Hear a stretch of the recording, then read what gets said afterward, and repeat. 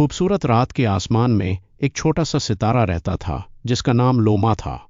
लोमा बाकी सितारों से छोटा था और कभी-कभी वह उदास हो जाती थी क्योंकि उसे लगता था कि वह उतनी चमकदार नहीं जितने दूसरे सितारे हैं। हर रात बड़े सितारे बहुत तेजी से चमकते और जमीन पर लोग उन्हें देखकर खुश होते। लोमा आसमान की तरफ देखकर धीरे से कहती, काश मैं भी उनकी तरह चमक सकती, शायद फिर लोग मुझे भी देखते।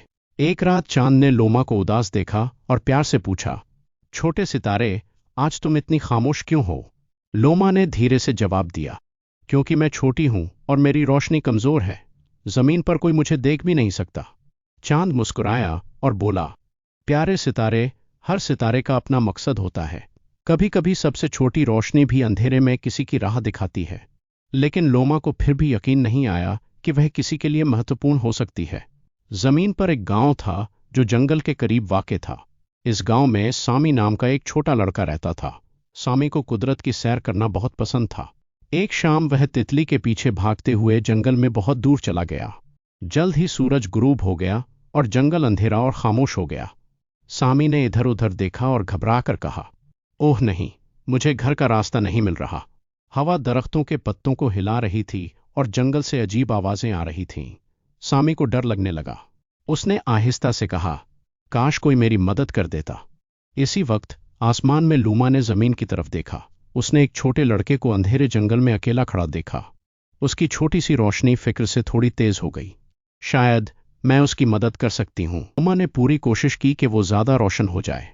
उसने अपनी सारी तवानाई जमा की और उसकी रोशनी आहिस्ता आहिस्ता तेज होने लगी।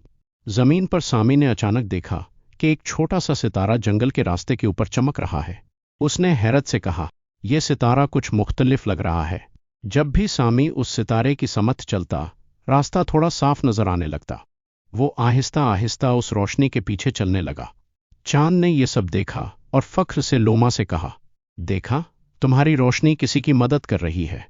लोमा पहली बार वाकई खुश महसूस कर रही थी। चलने के बाद सामी ने दूर अपने गांव की रोशनियां देख लो घर।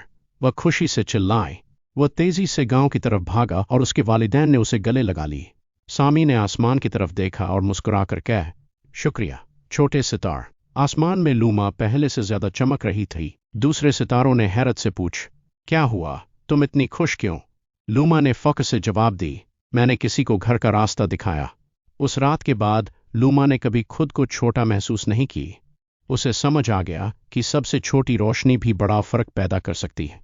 अब हर रात जब कोई आसमान की तरफ देखकर दुआ या ख्वाहिश करता, लोमा थोड़ी और रोशन हो जात, क्योंकि मेहरबान चाहे कितनी ही छोटी क्यों न हो, वह पूरी दुनिया को रोशन कर सकती है।